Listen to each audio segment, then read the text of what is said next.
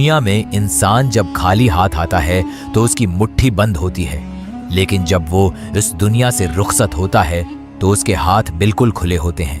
ये एक बहुत ही सादा सा पैगाम है कि कोई भी इंसान इस फानी दुनिया से दौलत का एक जरा भी अपने साथ लेकर नहीं जा सकता। इसके बावजूद कुछ लोग माल व दौलत के गुरूर में इस कदर अंधे हो जाते हैं कि उन्हें अपने सामने कोई दूसरा इंसान नजर ही नहीं आता। ये कहानी एक ऐसे ही मगरूर नौजवान की है जिसका नाम अयान था। अयान शहर के सबसे अमीर ताजिर सिकंदर का इकलौता बेटा था। उसके वालिद ने अपनी पूरी जिंदगी में बेतहाशा दौलत कमाई थी और उनका कारोबार कई मुल्कों में फैला हुआ था। अयान ने अपनी आंख ही ऐश और आराम में खोली थी, इसलिए उसके अंदर दौलत का एक खौफनाक घमंड पैदा हो गया था। अयान समझता था कि पैसे से दुनिया की हर चीज और हर इंसान को खरीदिया जा सकता है। वो गरीबों को हकीर समझता था और उनकी तजलील करने में उसे गुरूर महसूस होता था। एक दिन अयान अपने आलीशान बंगले के ड्राइंग रूम में सोफे पर बैठा हुआ था कि दरवाजे पर एक बूढ़ा और कमजोर सा आदमी आकर खड़ा हुआ। वो आदमी अयान के वालिद का सगा चचा जाद भाई कासिम था। कासिम एक गरीब और शरीफ इंसान था जिसकी बेटी की शादी तय हो चुकी थी, लेकिन उसके पास इखराजात के लिए पैसे नहीं थे।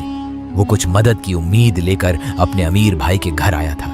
कासिम के मीले कपड़े देखकर अयान ने हकारत से मना फेर लिया। कासिम ने आगे बढ़कर कहा, बेटा, मेरी बेटी की शादी है, तुम अपने वालिद से कहकर मेरी कुछ मदद करवा दो। अयान ने तकबर से कहा, तुम जैसे भिखारियों का यही काम है जो दूसरों की दौलत पर नजर रखते हो। अगर इतनी हैसियत नहीं थी तो बेटी की शादी क्यों तय की? कासिम की आंखों में आंसू आ गए और उसने कहा, बेटा, मैं भिखारी नहीं, तुम्हारा चचा हूं, बस मजबूरी में तुम्हारे दरवाजे पर आया था। अयान ने गुस्से में नौकरों को बुलाया और कासिम को धक्के मारकर घर से बाहर निकलवा दिया। अयान को इस हरकत पर जरा बराबर भी पछतावा नहीं था।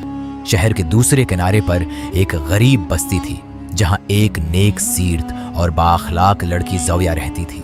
ज़ौया अपने बीमार वालिद के साथ एक छोटे से कच्चे मकान में रहती थी और सलाई कढ़ाई करके हलाल की रोजी कमाती थी। वो हमेशा अल्लाह की रिजा पर राजी रहती थी। एक दिन अयान अपनी जमीन का मायना करने असी बस्ती में गया। गली तंग होने की वजह से उसे पैदल चलना पड़ा। अयान गुस्से में तेज कदमों से चल रहा था कि अचानक उसकी टिकट ज़ौया से हो गई और ज़ौया का सामान सड़क पर गिर गया। अयान ने अपनी गलती मानने की बजाय गुस्से से चलाना शुरू कर दिया। क्या तुम अंधी हो? तुम्हें मालूम नहीं तुम किससे टकराई हो? मेरे इस लिबास की कीमत तुम्हारी पूरी बस्ती से ज्यादा है। ज़ौया ने नहियत वकार के साथ अपना सामान उठाया और अयान की आंखों में देखकर कहा, लिबास की कीमत से इंसान की कीमत तय नहीं होती। अगर आपके अंदर इखलाक नहीं है तो आप इस दुनिया के सबसे गरीब और मुफलिस इंसान हैं। ये बात अयान के लिए किसी बम के धमाके से कम नहीं थी। ज़ौया वहां से चली गई, लेकिन अयान वहीं बत बना खड़ा रह गया। अयान महल वापस आ गया, लेकिन इस रात वो सो न सका। उसे पहली बार किसी की सादगी ने मुतासिर किया था। अगले दिन अयान ने अपने मैनेजर के जरिए ज़ौया के बारे में मालूमात हासिल की और अपनी वालदा के साथ गाड़ियों के काफले में ज़ौया के घर रिश्ता लेकर पहुंच गया। अयान ने ज़ौया के बाप के सामने गुरूर से कहा, हम आपकी बेटी का रिश्ता लेने आए हैं। मेरे पास इतनी दौलत है कि आपकी नस्ली भी बैठ कर खाएंगी तो खत्म नहीं होगी। ज़ौया अंदर से बाहर आई और उसने साफ अल्फाज में कहा, मुझे आपकी उस दौलत की कोई जरूरत नहीं है। जो दौलत इंसान को मगरूर बना दे वो अल्लाह का अजाब होती है। अयान ने अपना घमंड कम करते हुए कहा, ज़ौया, मैं तुमसे सच में शादी करना चाहता हूं।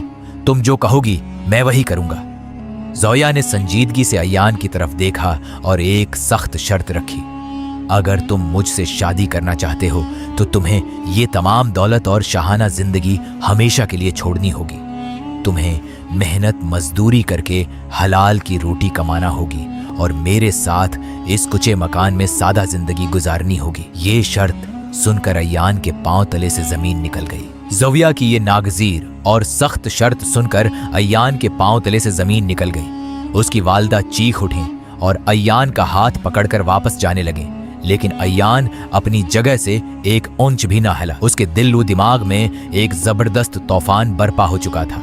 एक तरफ उसकी बेशुमार दौलत और अय्याशी की जिंदगी थी और दूसरी तरफ उस नेक लड़की की पाकीज़गी और सच्ची मोहब्बत। अय्यान ने बेबसी से ज़ोया की तरफ देखा, लेकिन ज़ोया खामोशी से अपने कमरे में चली गई। अय्यान महल वापस तो आ गया, लेकिन उसका दिल ज़ोया के उसी कुचे घर में रह गया।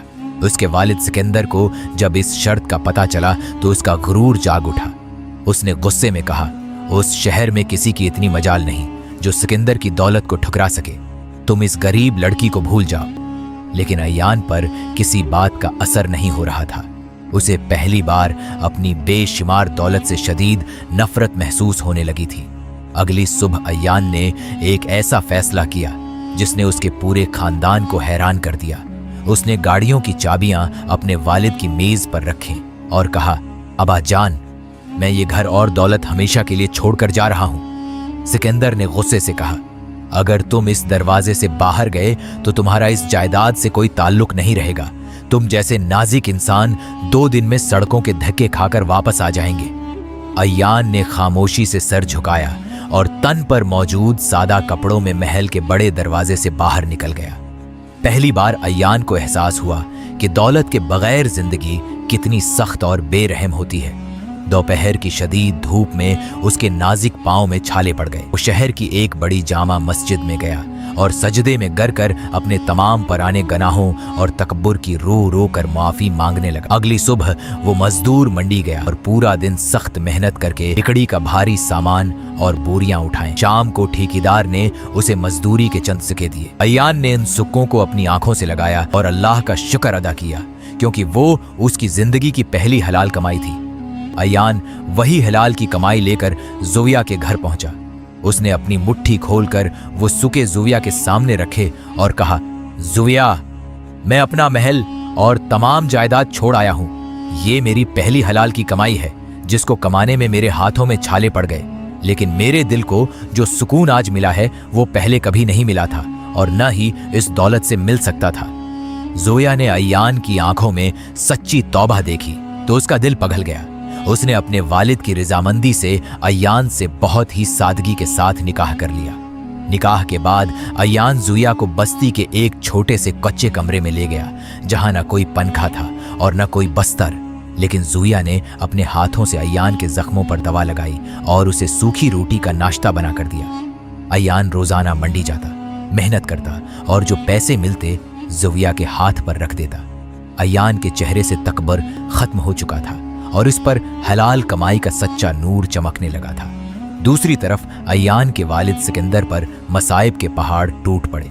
उसके धोखेबाज मैनेजरों ने उसे लौट लिया और उसके बड़े गोदामों में नागहानी आग लग गई।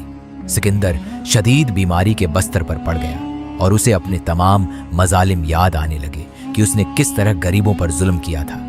एक दिन कासिम अय्यान के पास आया और बताया कि उसके वालिद की तबीयत बहुत खराब है और वो हर वक्त अय्यान का नाम लेकर रोते हैं।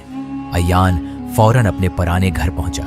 जब उसने अपने वालिद को देखा तो वो बस्तर पर बहुत कमजोर और लाचार पड़ चुके थे।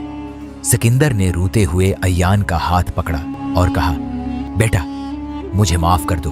मैंने दौलत की लालच में अल्लाह को भुला दिया था, लेकिन तुमने जो रास्ता चुना वही असल कामयाबी का रास्ता था। मैं आज अपनी इतनी दौलत के बावजूद खाली हाथ और महताज हूं। अय्यान ने अपने वालिद को गले लगाया और उन्हें मुआफ कर दिया। अय्यान के कहने पर ज़ोया भी वहां आ गई और उसने अपने ससुर की ऐसी खिदमत की जैसे कोई सगी बेटी करती है। सिकंदर ने अपनी आधी जायदाद गरीबों और यतीमों में बांट दी और सच्ची तौबा कर ली। चंद महीनों बाद सिकंदर का इंतकाल हो गया, लेकिन उसके होंठों पर कलमा जारी था। अय्यान ने अब अपने वालिद के कारोबार को संभाला, लेकिन उसने सौद और तमाम नाजायज जराए को मुकम्मल खत्म करके सिर्फ हलाल तरीके से काम शुरू किया। अय्यान और ज़ोया की इस सच्चाई, तौबा और हलाल की बरकत ने उनकी जिंदगी को हकीकी खुशियों और दायमी सुकून से भर दिया। अगर आपको आज की ये दिलचस्प कहानी पसंद आई हो तो वीडियो को लाइक करें, चैनल को सब्सक्राइब करें और कमेंट में जरूर बताएं कि आपको कहानी का कौन सा हिस्सा सबसे ज्यादा पसंद आया। अल्लाह हाफ़िज़। फिर मिलते हैं एक नई और दिलचस्प कहानी